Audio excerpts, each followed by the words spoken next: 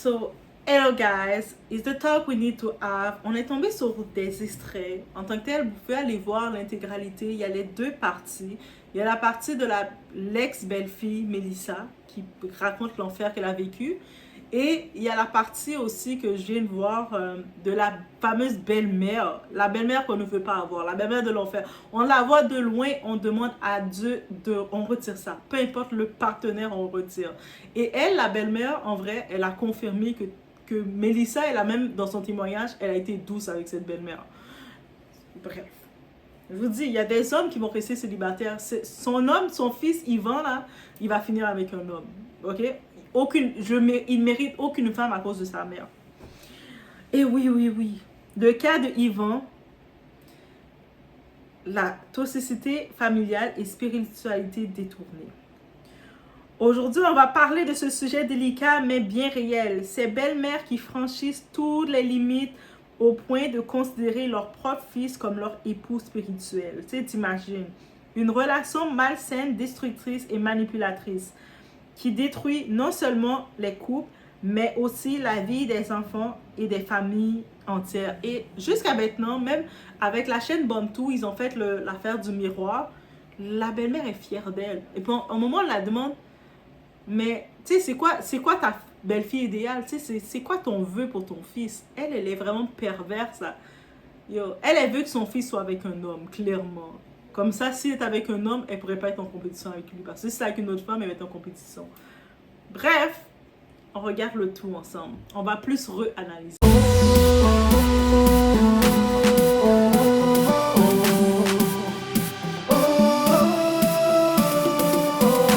La mère de Yvan. Je l'ai portée 9 mois en mon sein. Non seulement je suis sa mère, je suis aussi, c'est mon époux spirituel. Oui, je le dis, Yvan est mon époux spirituel. Parce que quand j'ai été malade, c'est lui qui a été là pour me laver. Quand j'ai été souffrante, c'est lui qui a été là pour me consoler. Et lui, de sa propre bouche, m'a dit, maman, tu es la première femme de ma vie. Alors je ne vois pas pourquoi une femme sortirait de je ne sais où pour venir prendre ma place. Non, elle n'a pas ce droit. Aucune femme n'a le droit de prendre ma place devant Yvan. Je reste sa première femme. Et toutes celles qui arrivent après moi doivent m'écouter. Et si tu ne peux pas m'écouter, ta place est là où pour Melissa est. Rien à faire. Là, on y va avec le point quand la mère devient la femme de son fils. Parce qu'elle a dit que son fils, c'est son mari spirituel. C'est comme... C'est-à-dire, on parle même plus de l'étape de couper le cordon. Au lieu de laisser leur fils construire sa vie, elle développe une relation fusionnelle malsaine où elle s'approprie son temps, ses biens, ses choix. Et même, peu importe le choix que son fils va faire, elle va toujours être en désaccord parce que ce n'est pas son choix à elle, elle n'est pas bénéficiaire. Donc, on dit dans la Bible, en plus, cette femme-là, elle se prétend chrétienne. Elle prétend avoir un pasteur, mais c'est comme, je ne sais pas dans quoi qu'elle est. Mais, dans la Bible, c'est écrit, l'homme va quitter son père, sa mère et s'attacher à sa femme, créer sa famille. Mais elle veut s'impliquer dans la maison de son mari. Non, parents, vous ne pouvez pas vous rentrer dans la maison de vos parents, de vos enfants. Oui, vos enfants, bref, ça va nous faire plaisir de vous accueillir. Tu sais, comme on a la maison, on va mettre la chambre des invités, on reçoit maman, papa, venez chiller avec nous, venez passer le week-end, la semaine, le mois. Mais à un moment donné, vous retournez dans vos affaires. Moi, je ne vois pas, heureusement pour moi, je ne vois pas ni mon père, ni ma mère vouloir dire je vais rester dans tes affaires parce que j'ai besoin de mon espace, là. Oh my God. Dans le cas de Yvan, sa mère va jusqu'à déclarer que c'est elle qui doit bénéficier de ses biens et que sa femme est mauvaise sur les conseils douteux d'un pasteur. En même temps, quand on lui demande, mais c'est quoi t'avais contre Melissa, l'ex, parce que Melissa, elle a quitté cet homme-là, elle n'a pas le choix, là. Et elle disait, mais parce qu'elle met des talons dans la maison, elle s'habille trop bien, elle prend trop soin d'elle. Si c'est pas de la jalousie, dites-moi c'est quoi.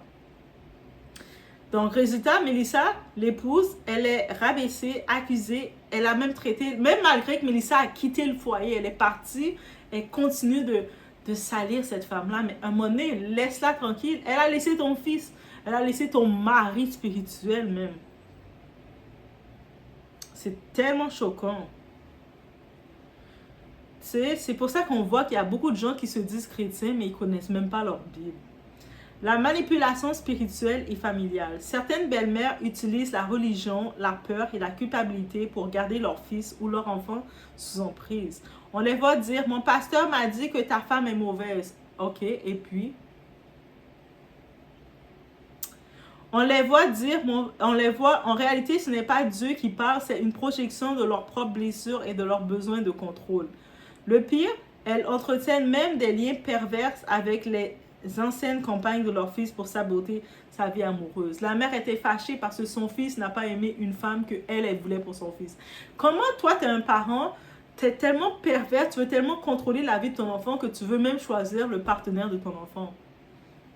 Après, tu vas t'étonner que ton choix ne va pas fonctionner. Of course que ton choix ne va pas fonctionner, ce n'est pas le choix de ton enfant. Donc, ton choix, là, ton enfant ne va pas l'aimer, là. Même si des fois, il va finir par être avec ton choix, il ne va jamais aimer ton choix, là. Il va mettre ton choix, ou il va la traiter comme il doit la traiter, là. Les conséquences sur l'homme. Un fils sous emprise maternelle finit émotionnellement paralysé. Et puis, là, c'est exposé comme ça, mais croyez-moi, personne ne veut d'Yvan. Là, Yvan, là, il a perdu sa femme. Peut-être il aimait bien sa petite Mélissa, parce que Mélissa, malgré son entretien, elle n'a pas parlé mal de lui. Elle a dit qu'elle n'avait aucun défaut avec lui, mais à cause de sa mère, de cette belle-mère, elle n'a pas le choix de mettre fin à cette relation. Mais, imaginez, c'est aucune femme saine d'esprit ne va pouvoir être avec Yvan, là. Ce type-là, il n'ose pas s'affirmer, il ne construit jamais une famille stable. Donc, lui, il met dans son foyer, il met sa mère être là pour contrôler le foyer, pour humilier sa femme. Comme Yvan, il est coincé entre une mère manipulatrice et des relations de couple qui échouent les unes après les autres.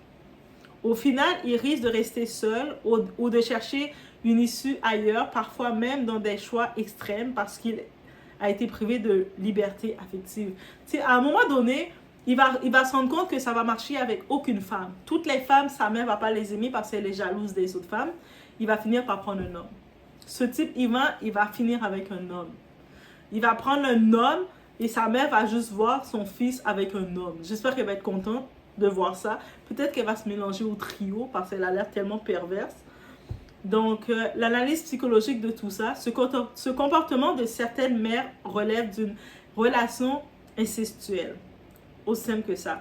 Je ne serais pas surprise de découvrir que la mère de Yvan, elle a probablement eu des attouchements ou des trucs bizarres avec son fils. C'est pour ça qu'elle le considère comme son mari. Parce que impossible qu'aucune femme, mère, va regarder son fils et va être capable d'ouvrir sa bouche, de dire « Mon fils, c'est mon mari ». Même si tu mets le mot spirituel. Juste le fait de dire « Mon fils, c'est mon mari », c'est déjà pervers, c'est de l'inceste, c'est de l'abomination. Tu sais, et puis elle, c'est une femme, elle le dit à son fils. Mais mettons, tu mets un homme qui dit à sa fille « Ma fille, c'est ma femme » ou « Ma femme spirituelle ». That's gross, that's nasty. Donc, c'est sûr qu'elle a abusé de son fils. La mère, elle se comporte littéralement comme une rivale. Elle se plaint que la fille, Mélissa, était trop coquette. Elle mettait des beaux talons. Elle prenait soin d'elle. Elle faisait attention à elle. Qu'elle venait de la ville. Alors que la mère vient de la campagne. Dans la campagne, j'imagine que elle, c'est normal de voir des choses incestueuses. Donc, elle normalisait ça, donc elle voit que la fille ne vient pas du même niveau qu'elle. C'est une fille qui a été à l'école. La mère, clairement, n'a pas été à l'école quand tu l'entends parler. Allez voir la chaîne Bontou, vous allez me dire si elle était à l'école. C'est même pas méchant, là. Je la regarde, c'est oh my god. Donc, les spécialistes parlent d'une mère toxique, narcissique, qui ne vit qu'à travers son fils, incapable de le laisser devenir adulte. Que faire face à ce genre de belle-mère? En vrai, qu'est-ce qu'on peut faire? On se retrouve, on est avec un gars qu'on aime, notre partenaire. On veut voir sa vie avec lui. On veut voyager au bout du monde. Comme on veut aller acheter notre appartement au Portugal avec lui. Babe, on va acheter notre appartement ensemble. Mais on se rend compte que sa mère est vraiment toxique, malsaine. Qu'est-ce qu'on fait? Il faut reconnaître la toxicité. Ne plus banaliser. Surtout, il ne faut pas le banaliser. Elle est comme ça en disant « Ah, mais elle est comme ça ». Non, non, non. Dès que tu vois ça, c'est destructeur. Il faut le reconnaître. Il faut mettre un mot, c'est de la destruction. Mettre des limites claires. Tu mets des limites avec elle claires et dès le départ. Un couple doit rester uni face à la manipulation extérieure. Donc, toi, tu mets tes limites. Et si tu vois le type, il est comme « Ah, mais elle a le droit d'être comme ça », tu le laisses. Mais sinon, tu dis, moi, je tolère pas le manque de respect, je tolère pas que tu me parles comme ça, je tolère pas que quoi que ce soit que tu me fais. Tu sais, l'amour, c'est beau, mais tu vas pas tolérer n'importe quoi sous prétexte de l'amour, guys.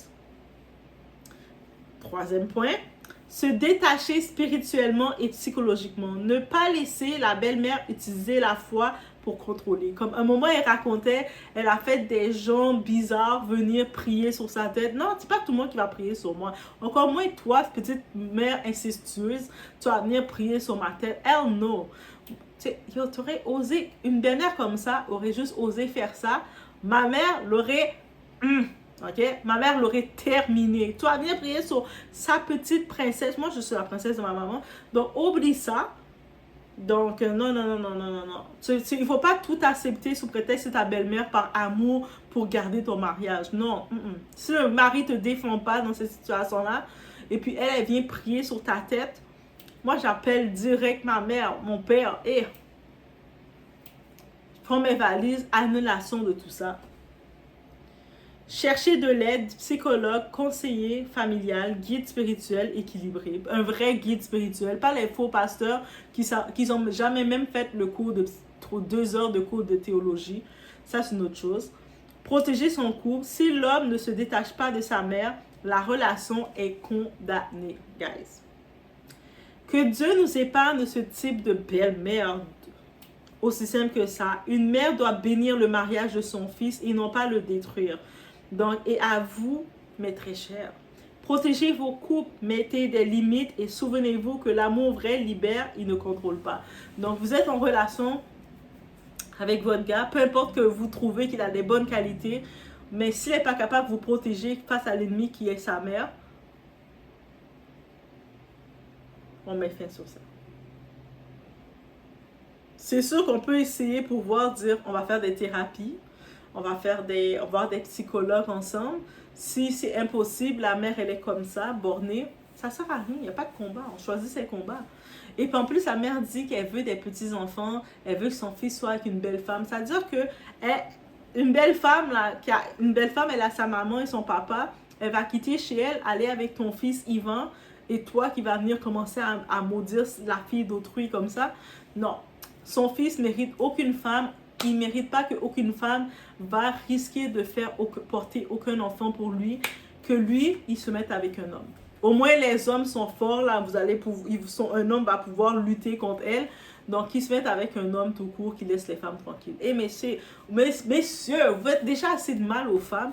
Donc là, maintenant, vous allez prendre vos belles-mères, vos mères pour nous faire encore plus de mal. Et on souffre. C'est quand qu'on va aimer la femme noire. Donc, on doit souffrir avec vos mères aussi. I say what I say, guys. Allez voir Bantu Talk, là, vous allez voir toutes les 2 entrevues. Mais je devais juste rajouter ce petit point-là. So, on se voit au prochain. Mbabe, je fais succès même avec tout le monde, ok?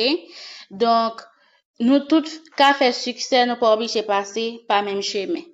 Nous pas obligés de passer par même chemin, nous pas obligés de tout faire même quantité de temps dans la route.